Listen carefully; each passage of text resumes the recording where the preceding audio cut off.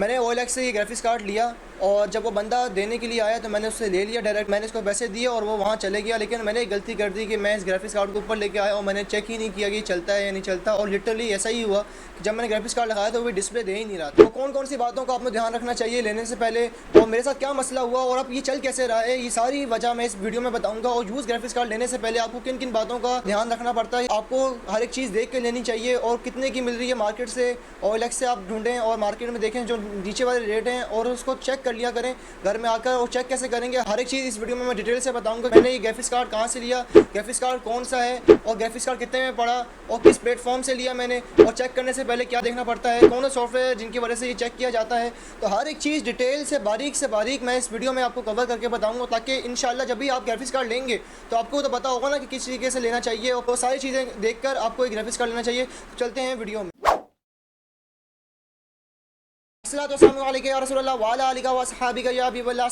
My name is Mohammad Uvais and you are watching Mohammad Uvais TV. तो दोस्तों आज की हम वीडियो में अनबॉक्सिंग करेंगे NVIDIA का Quadro M4000 8GB वेरिएंट, जो कि मेरे को कितने में पड़ा है ये मैं आपको आखिर में बताऊंगा। इसको लेने से पहले मैंने ये क्यों लिया है GTX को छोड़कर, और इसमें ऐसा क्या है कि इसको लेने की वजह बन गई, और ये 8GB का वेरिएंट है तो इसमें कितने फ़ायदे हैं आपको मिलते हैं अगर आप ये लेते हैं तो NVIDIA Quadro। तो सबसे पहले इस टॉपिक में बात करते हैं कि NVIDIA Quadro हमें लेना क्यों चाहिए, NVIDIA Quadro वर्सेस GTX। तो इन दोनों में से कौन सा अच्छा है, कौन सा बेहतर है, आपको कौन सा प्रीफर करना चाहिए बेस्ट बजट के अंदर।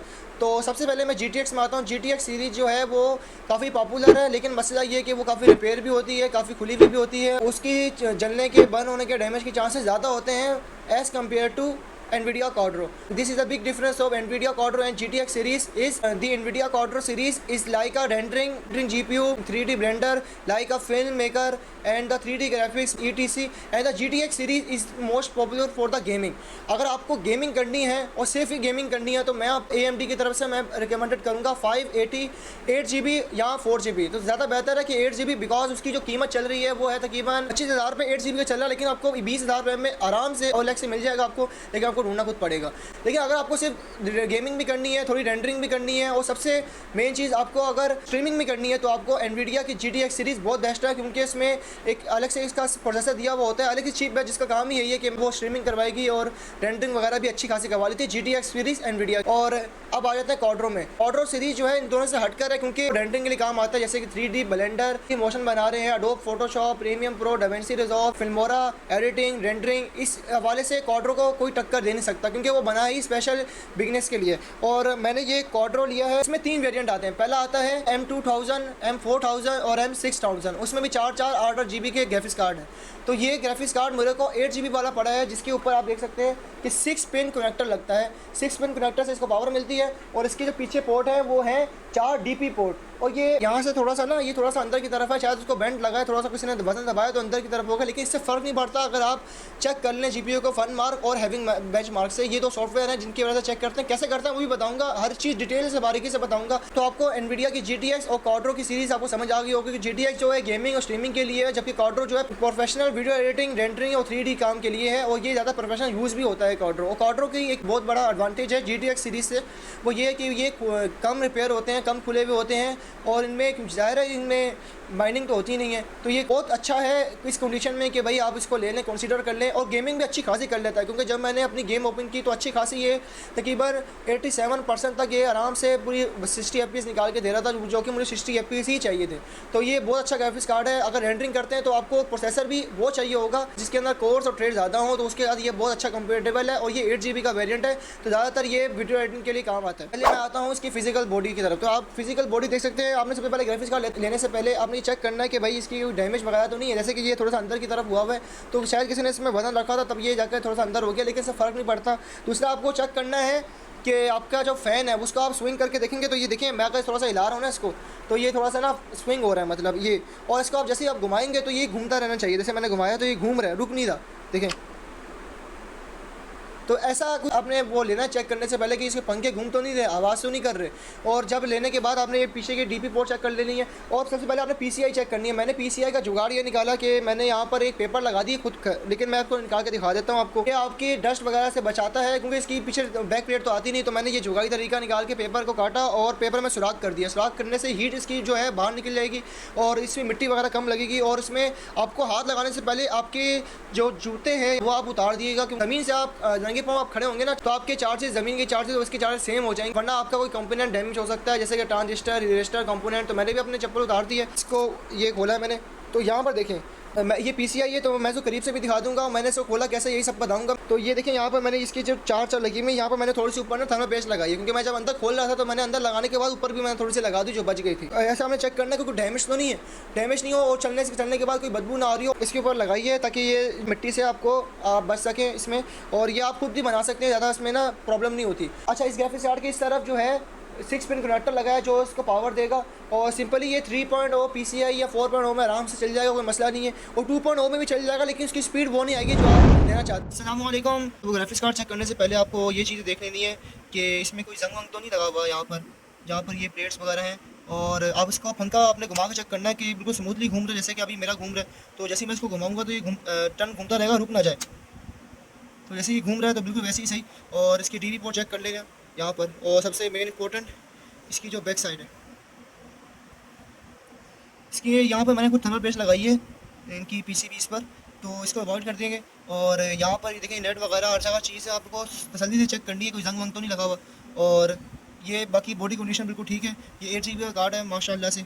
और यहाँ पर लगती है इसकी स्टीरियो वगैरह और SLI, इससे ये कनेक्ट होता हो। और यहाँ पर इसकी 4 DP पोर्ट हैं। और इस तरफ जो है ऊपर की तरफ आपको एक 6 पिन कनेक्टर मिल जाता है जो इसको पावर करेगा। सोच रहे होंगे कि इसमें इसको प्रोटेक्ट करने की चीज़ें क्या होंगी, मतलब इसकी बैक प्लेट तो होती नहीं है, तो इसको प्रोटेक्ट कैसे किया जाए। तो मैंने एक तरीका निकाला है, वो बिल्कुल सही तरीका है, वो है ये कागज़। और कागज़ मैंने लिया है, इसको वो सही से मैंने इसको कट किया, वो बीच में इसके होल कर दिए पिस्कस से, ताकि हीट जो है बाहर निकल सके। और अभी आपको बस इस पर इसको लगाना है। मैंने कटिंग वटिंग पहले से कर रखी थी, तो मैं उसको लगा कर दिखाता हूँ। तो ये लग चुका है यहाँ पर, देखें कागज़ से ये जो है प्रोटेक्ट हो गई है। इसकी जो पीसीबीज वगैरह थी, जो हीट निकलेगी वो इन सुराख की जल्दी से निकल जाएगी बाहर की तरफ। और यहाँ से देखें थोड़ा सा मैंने इसको खुला छोड़ दिया है। यहाँ से आपने थोड़ा सा कोशिश करनी है कि इसको खुला छोड़ दें। और ये खुला कैसे करेंगे, मतलब इसको थोड़ा सा स्पेंड करना हो तो ये पिस्कस से हो जाएगा। पिस्कस से आप इसमें जैसे डालेंगे इंटर, तो इंटर करने के बाद ये पीछे से ऐसे करना है बस आपको। सिर्फ ऐसे करेंगे तो ये इसकी जो जगह है वो निकल जाएगी और ये थोड़ा सा खुला हो जाएगा यहाँ से, जहाँ से हीट प्रोड्यूस होगी। और यहाँ से ये हीट खींच के बाहर निकाल देगा फर्स्ट। और यहाँ पर इसकी यहाँ से भी निकल जाएगी। और मैं थर्मल पेस्ट भी लगा दी है इसकी।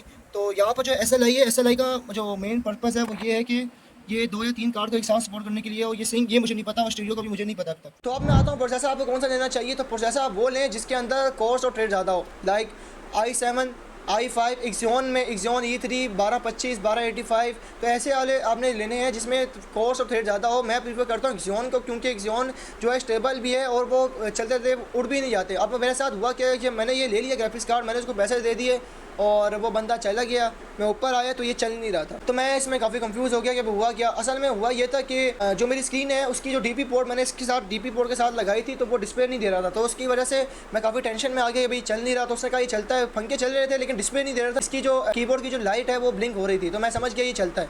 तो उसके बाद मैंने इसको ले गया कंप्यूटर की शॉप में, तो वहाँ ये रन कर रहा था इस कन्वर्टर के साथ। तो ये कन्वर्टर मैंने लिया है, इसमें आते हैं DP to HDMI, DP to VGA। तो DP to VGA वहाँ पर चल रहा था, तो मैंने दोनों ले लिए। दोनों में से ये एक चल गया। और ये कन्वर्टर जो है आगे से DP है और पीछे से ये जो है HDMI का पोर्ट इसमें लगता है।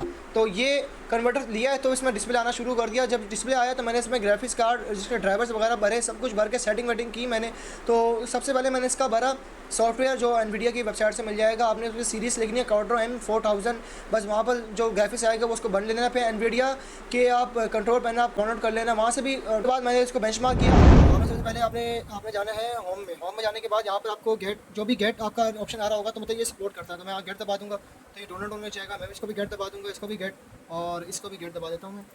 तो इससे होगा ये, अब मैंने इसको ओपन करते होंगे, ये भरा हुआ था RTX।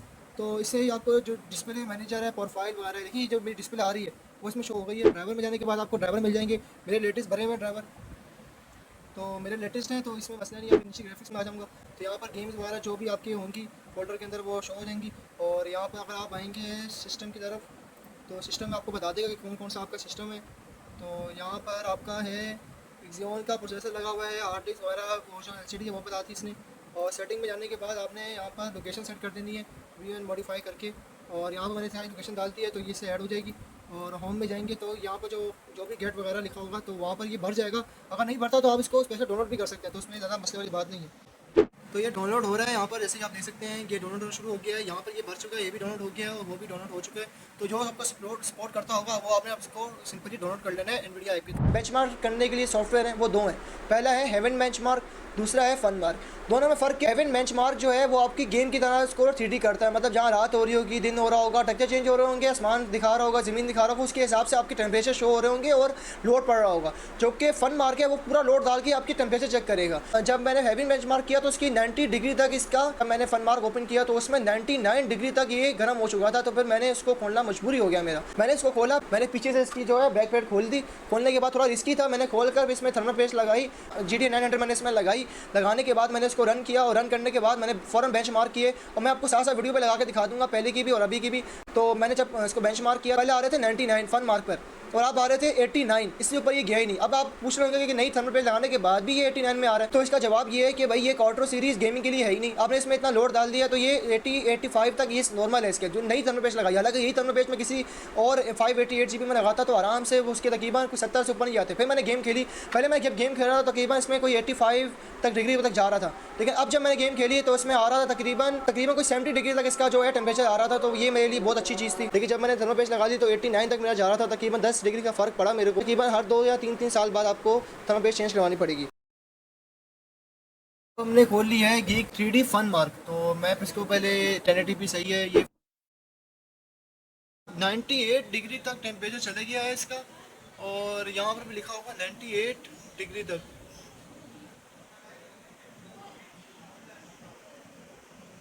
और यहाँ 99 डिग्री तक पहुँच गया, क्योंकि जो फन मार्क है वो आपकी ना GPU के टेम्परेचर में फोकस करता है, भले FPS नीचे गिर जाए। और वो जो था उसमें फेंटल था, तो मैं इसे क्रॉस कर देता हूँ, 99 डिग्री तक चला गया ये। बिस्मिल्लाहिर्रहमानिर्रहीम। अब मैंने ये जो है 8x पे कर लिया है, गामा जो 1 है ये तो फुल स्क्रीन है, और GPU मॉनिटर और फीसिंग मैंने ऑन कर दिया, 8x कर दिया, 1080p कर दिया मैंने।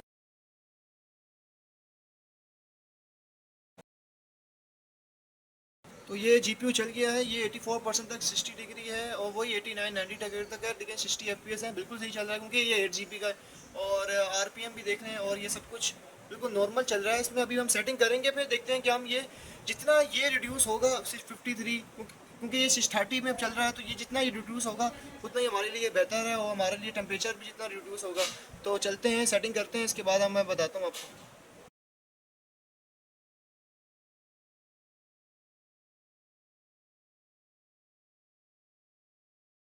सबसे जो मेन चीज़ है इस ग्राफिक्स कार्ड में वो ये है कि आपको लेना कहाँ से है, किस प्लेटफॉर्म से लेना है, कैसे लेना है, क्या चीज़ें चेक करनी है। तो सबसे पहले मैंने कहाँ से लिया, तो ये मैंने लिया है OLX से। तो OLX में मैंने काफ़ी सर्च की तो मुझे एक मिल रहा था कि RX 580, तो वो मुझे समझ आ रहा था, लेकिन वो माइनिंग में यूज़ हुए होते हैं। तो ये याद रखिएगा 580 570 जो है माइनिंग में काफ़ी यूज़ हुए थे जब माइनिंग की थी, और 1078 GB ये भी माइनिंग में काफ़ी यूज़ हुआ था। तो माइनिंग वाले कार्ड आपने बिल्कुल नहीं लेने, उनकी निशानी ये है कि वो मिट्टी काफ़ी लगी हुई होगी उनकी, और वो जल रहे होंगे, मतलब आप जैसे कहेंगे वो अंडर वोल्ट होंगे।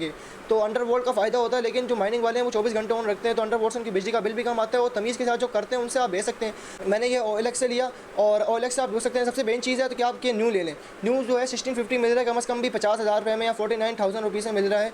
तो वो 1650 आप ले लें अगर आप लेना चाहते हैं। इसके साथ 1 ईयर की वारंटी भी मिल जाएगी। लेकिन अगर आप यूज़ में लेना चाहते हैं तो आपको रिकमेंडेड है कि आप 1063 GB ले लें, वो आपको तकरीबन कोई 20,000 से नीचे पड़ जाएगा इस वक्त पाकिस्तानी में, जबकि डेट है 8 अगस्त 2024। तो इस डेट में आपको 1063 GB आपको ढूंढना पड़ेगा, 20,000 से नीचे आराम से मिल जाएगा। उससे बात करके उसको बुलाना है अपने घर, क्योंकि PC आप लेके जा नहीं सकते, अगर ले सकते तो लेके चल जाए। लेके जाने के बाद आपने उसको PC में लगा कर आपने डिस्प्ले चेक कर लेना है। चेक करने के बाद आपने सॉफ्टवेयर भरने हैं, और उस सॉफ्टवेयर से चेक करना है कि कितने टेम्परेचर इसमें आते हैं। अब इसमें 2 सॉफ्टवेयर हैं, हेवन बेंचमार्क और fun mark. Heaven benchmark gaming के लिए यूज़ होता है, उसमें रात और दिन वगैरह सब हर एक चीज़ होती है, उसके हिसाब से चल रहा होता है। लेकिन जो फन मार्क है वो बेसिकली यूज़ करता है आपके टेम्परेचर को, वो इतना हाई टेम्परेचर कर देगा जितना आपके टेम्परेचर, इतना लोड बढ़ा लेगा उसमें कि टेम्परेचर आपका हाई हाई होता रहेगा।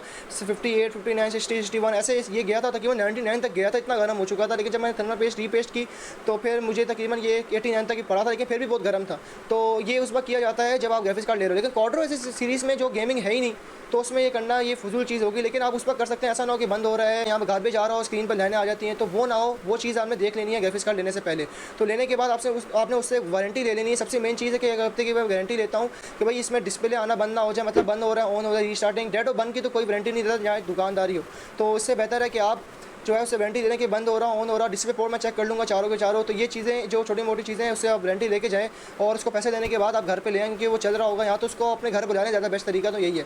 उसके बाद लेने के बाद आपने इसके फन मार्क वगैरह सॉफ्टवेयर सबसे पहले अपने एनवीडिया की आपने वेबसाइट में जाना है, वहाँ पर आपने इसका सर्च करना है। तो सर्च करने के बाद आपको दो मिल जाएंगे, एक गेम रेडी वाला होगा, एक स्टूडियो वाला होगा। तो आपको स्टूडियो वाला करना है अगर आपको रेंडरिंग वगैरह भी करनी है, लेकिन 24 घंटे को गेम तो खेलता नहीं है, तो गेमिंग वाला आप छोड़ सकते हैं। लेकिन आपके ऊपर है कि आप कौन सा लेना चाहते हैं।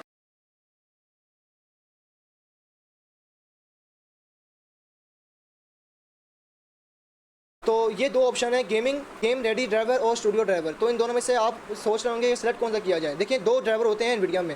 गेम रेडी वाला जो है वो गेम के लिए पर्पज़ के लिए बनाया जाता है, जिसमें आपकी गेम जो है स्मूथ चलती है, उसमें एफपीएस ज़्यादा आते हैं। लेकिन ये थोड़ा रिलायबल नहीं होता, ये बहुत ही पावर लेता है। और जो स्टूडियो वाला है वो पावर एफिशिएंट भी होता है। असल में दोनों एक जैसे ही होते हैं, लेकिन मसला ये है कि स्टूडियो वाला जो है वो रेंडर अच्छा करता है, और ये 8GB वाला वेरियंट है। तो ये स्टूडियो वाले ही मैंने इसमें भरे हैं। और आप इसमें जो एनवीडिया का सॉफ्टवेयर है वो कोई 4 सॉफ्टवेयर है टोटल। एक है एनवीडिया कंट्रोल पैनल, दूसरा है एनवीडिया आरटीएस एक्सपीरियंस, तीसरा है एनवीडिया जीटी एक्सपीरियंस और चौथा है एनवीडिया क्वाड्रो एक्सपीरियंस। जैसे आप ये लिखेंगे तो वो आ जाएगा आपके पास। एनवीडिया की सॉफ्टवेयर लिखेंगे तो एनवीडिया काफ़ी सारे आ जाएंगे। जो आपके सपोर्ट करते हैं वो एनवीडिया कंट्रोल पैनल में ही लिखा हुआ आ जाएगा। कंट्रोल पैनल एनवीडिया ऐप का नाम का एक सॉफ्टवेयर है, वो आपने इंस्टॉल लाजमी कर लेना। उसमें आपको पता चल जाएगा कि कौन कौन से सपोर्ट करते हैं इसमें, तो वो सॉफ्टवेयर आपने इंस्टॉल कर लेना डाउनलोड करके। इसमें सबसे अच्छी चीज़ है वो ये है कि ये भाई आपकी रेंडर बहुत तेज़ करता है, क्योंकि आप क्वाड्रो की सीरीज़ आ गई, तो क्वाड्रो की सीरीज़ में रेंडर की बात ना हो रही हो, 3D ब्लेंडर की बात ना हो रही हो, तो ये तो फिर बेमकसद हुआ ना लेना। लेकिन इस क्वाड्रो की सीरीज़ में मैंने गेमिंग तो करनी थी थोड़ी बहुत, लेकिन मेरे ज़्यादा काम था रेंडरिंग का, क्योंकि पाकिस्तानी है, पैसे कमाने हैं सबको, चाहे वो बाहर हो, तो घूम फिर के बंदा पैसे कमाने में आ जाता है। GTX नो डाउट GTX भी रेंडरिंग अच्छा करवा लेती है,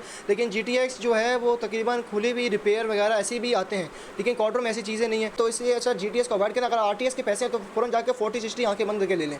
तो आप आते हैं इसकी प्राइस पर। ये मुझे पड़ा है, ये 40,000 रुपये का मार्केट में चल रहा है, लेकिन मुझे ये 10,000 रुपये में पड़ गया है। वो कैसे पड़ा है? वो चीज़ी स्किल, आपको बार्गेनिंग स्किल आनी चाहिए। आप बात करें कि भाई मेरे पास बजट कम है, अगर है तो बता दें उसको।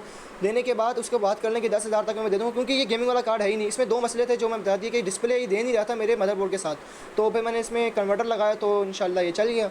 और फिर मैंने उससे बात की, थोड़ा कमी बेशी हो जाता, कमी बेशी भी कर ली उसने, 10,000 तक में पड़ गया। लेकिन ये जो है ज़्यादातर वीडियो एडिटिंग के लिए होते हैं, तो ये वीडियो एडिटिंग के हिसाब से थोड़ा सस्ते होने चाहिए। ये पाकिस्तान में इसे महंगा है, समझ नहीं आती मुझे पाकिस्तानी मार्केट की। हालांकि आप इंडिया चले जाएँ तो वहाँ तो अच्छे खासे रेट में मिल जाते हैं। सिर्फ पाकिस्तान में ही बताएं वही 3rd जनरेशन 4th जनरेशन, बस इससे ऊपर ज़्यादा ही नहीं है। और जगह चला भी गया गलती से बंदा 10,000 15,000 रुपये का तो i3 10th जनरेशन है, i3 10th जनरेशन है भाई। अब हमारा टॉपिक है किस प्लेटफॉर्म में ये सपोर्ट करता है। तो सबसे पहले आपने अपने मदरबोर्ड का मॉडल नंबर लिखना है ChatGPT पर और सर्च कर लेना है कि उसकी PCI कौन सी है। तो मेरी जो PCI थी वो 2.0 थी, जिसकी वजह से ये सपोर्ट नहीं कर रहा था, जबकि मैंने कन्वर्टर लगाया।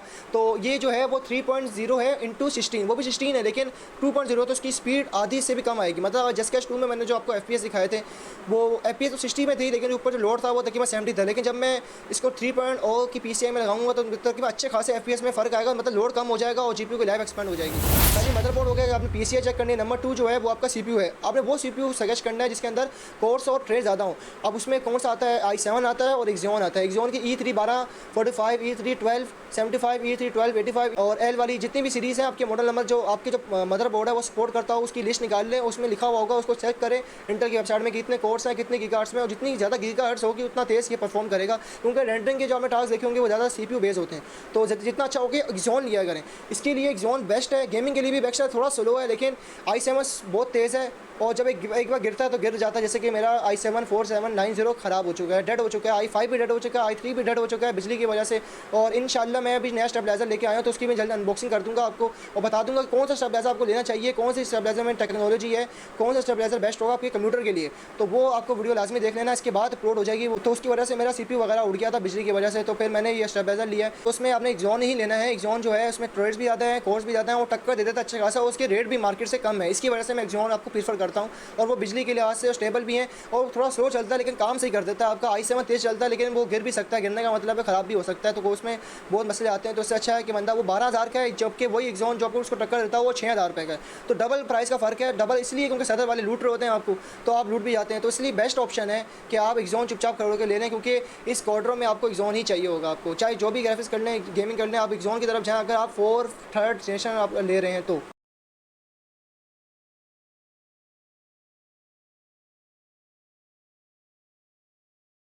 तो अब हम बात करते हैं जीपीयू की लाइफ को एक्सपेंड करने के लिए। तो इसमें दो ऑप्शन है। पहला ऑप्शन ये है कि इसकी एनवीडिया की एक सेटिंग होती है, तो सेटिंग में जाकर वो सेटिंग क्या है वो मैं आपको इंशाल्लाह अगली वीडियो में डिटेल से बताऊंगा। जो लोग ये कहते हैं कि एंटी लेसेस को ऑफ कर दो, 2 एक्सेस को 4 कर दो, उन्हें कुछ पता ही नहीं होता है वो क्या बोल रहे हैं, क्योंकि उन्हें पता ही नहीं कि एंटी लेसेस, ये शटर कैश, ये इमेज शार्पनिंग, इमेज स्केलिंग वगैरह क्या है। तो ये सब मैंने चैट जीपीटी से निकाल कर पूरा कंक्लूजन करके सारा टाइम निकाल के मैं आपकी तरफ रखूँगा। मैंने निकाल चुका हूँ, बस वीडियो बनाने की देर है और अपलोड करने की देर है। तो वो लाजमी वीडियो देख लीजिएगा, क्योंकि वो एनवीडिया की सेटिंग है और वो मैं डिटेल से बताऊंगा कि कौन सा किस काम के लिए आता है, जो इस वीडियो के जो इस ग्राफिक्स कार्ड में सपोर्ट करता है। देखिए आपका ग्राफिक्स कार्ड अलग हो सकता है, तो उसमें वो मैशिंग नहीं हो रही हो तो आपने वो जस्ट वो लिखना है और उसकी ऑप्शन लिखने हैं चैट जीपीटी में जाकर, तो आपको बता देगा। तो जीपीयू की लाइव एक्सपेंड करने का पहला तरीका है जो मैं आपको सेटिंग दिखाऊंगा। दूसरा तरीका ये है, आपने जो भी जीपीयू का टास्क है, मिसाल के तौर पर गेमिंग है, तो आपने वही गेम को पूरा अपने चैट जीपीटी में लिख देना है और चैट जीपीटी में उसकी फंक्शन भी लिख देना है। मिसाल के तौर पर जस्ट कैश 2 है, अब मैंने लिखा 2 मेरी गेम है और मुझे ग्राफिक्स कार्ड में इसको चलाना है। ऐसी सेटिंग बताओ जिससे मेरी पावर एफिशिएंट भी कम हो जाए, टेम्परेचर भी कम हो जाए और लोड भी जीपीयू पे कम आए, क्योंकि जब जीपीयू में लोड कम आएगा तो टेम्परेचर लो होंगे, जब टेम्परेचर लो होगा जीपीयू में लोड कम आएगा तो ऑफ कोर्स आपके जो वॉट है टीडीपी है वो भी कम हो जाएगी। तो इसके लिए बेस्ट ऑप्शन था कि मैंने चैट जीपीटी से पूछा, उसने मुझे हर एक चीज़ बता दी कि कितनी ऑन रखनी है, किसको ऑफ रखना है, जिसकी वजह से मेरी जीपीयू की लाइफ जो है एक्सपेंड हो गई। जो एनवीडिया के सेटिंग में उनमें से कोई एक ऑप्शन बता देता हूँ आपको वहाँ पर आपको हर एक एनवीडिया के कार्ड में एक चीज़ लाजमी मिलेगी, वो है पावर मैनेजमेंट। तो पावर मैनेजमेंट में 3 ऑप्शन होंगे, एक होगा ऑप्टिकल, एक होगा मैक्सिमम प्री परफॉर्मेंस, तीसरा होगा एडेप्टिव। अब मैं तीनों को थोड़ा डिटेल में बता देता हूँ और ऐसी ही डिटेल वाली वीडियो बाद में आएगी जो मैं अपलोड कर दूंगा। पहला है एडेप्टिव, मिसाल के तौर पर तो एडेप्टिव जो है परफॉर्मेंस, ऑप्टिकल, पावर सेविंग, इन दोनों का बीच में आता है। मतलब जब उसको परफॉर्मेंस चाहिए होगी तो परफॉर्मेंस कर लेगा और जब उसको सेविंग करनी होगी तो सेविंग कर लेगा, लेकिन इसमें बिजली वो अच्छी खासी लेता है। मैक्सिमम परफॉर्मेंस उसमें तो भाई फुल परफॉर्मेंस लेगा, पीस बेरा लगा लेगा, लेकिन आपकी जीपीयू की लैब जो है आस्ता आस्ता करके नीचे आती है। पहले ही 9 साल चल चुका है तो उसमें लैब क्या बची होगी। तो तीसरी जो चीज़ है वो ये है कि आप ऑप्टिकल पावर, उसमें ये होता है कि भाई आपके जो FPS अब कम थोड़े से आएंगे, लेकिन इसका एक फ़ायदा हो जाएगा कि ये होगा कि आपका जीपीयू कम होगा, आपका कम लोड होगा, आपका जो जीपीयू है वो पावर एफिशिएंट ज़्यादा कर रहा होगा, आपकी टीडीपी आपकी कम ले रहा होगा, जिसकी वजह से टेम्परेचर कम आ रहा होगा। तो इसकी वजह से जीपीयू की लाइफ जो है वो एक्सपेंड हो जाएगी। तीसरी चीज़ जो है, आपको हर महीने इसको साफ़ करना है और चेक करते रहना कि टेम्परेचर कभी कहीं इसके 80 या 80 से ऊपर तो नहीं जा रहा।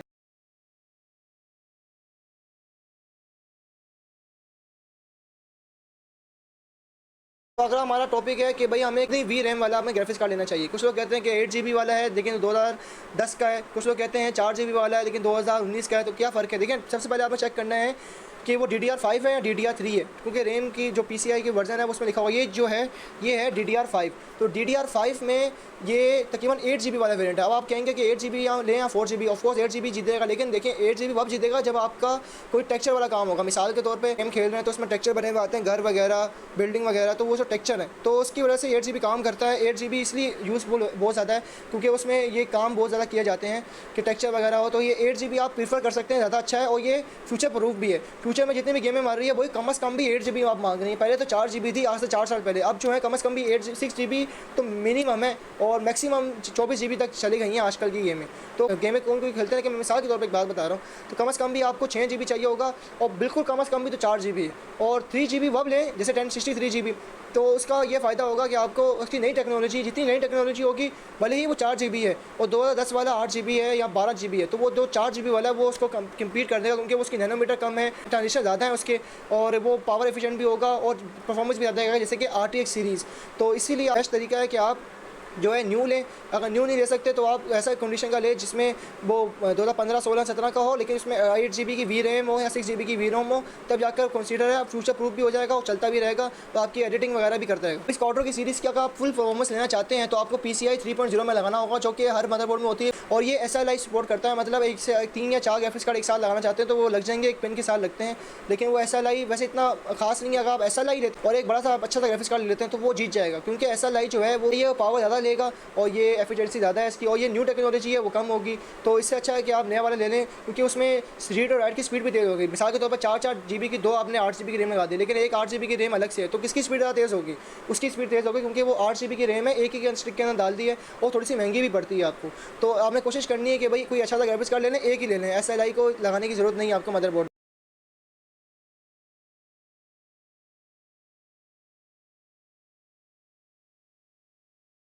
But note the least conclusion, पहला आपको एनवीडिया का लेना चाहिए या AMD का लेना चाहिए। AMD का वब लें जब आपको गेमिंग करनी हो, एनवीडिया का वब लें GTX सीरीज जब आपको गेमिंग भी करनी हो, स्ट्रीमिंग भी करनी हो ज़्यादातर, और क्वाड्रो सीरीज वब लें जब आपको रेंडरिंग करनी हो, गेमिंग भी मिनिमम मतलब थोड़ी बहुत कर लेते हैं, तो तब आपके लिए क्वाड्रो बेस्ट है। नंबर 2 कंक्लूजन में कि 4 GB लें, 8 GB लें, 6 GB लें। 4 GB वब लें जब आपका न्यू टेक्नोलॉजी का, जैसे 1650 है, जैसे 2060, ये 3050 की सीरीज़ है। अगर 4 GB में कोई भी मिलता है आपको कार्ड, तो वो न्यू जनरेशन का लें, तो वो उसको भी कम्पीट कर देगा, क्योंकि वो न्यू टेक्नोलॉजी पर है।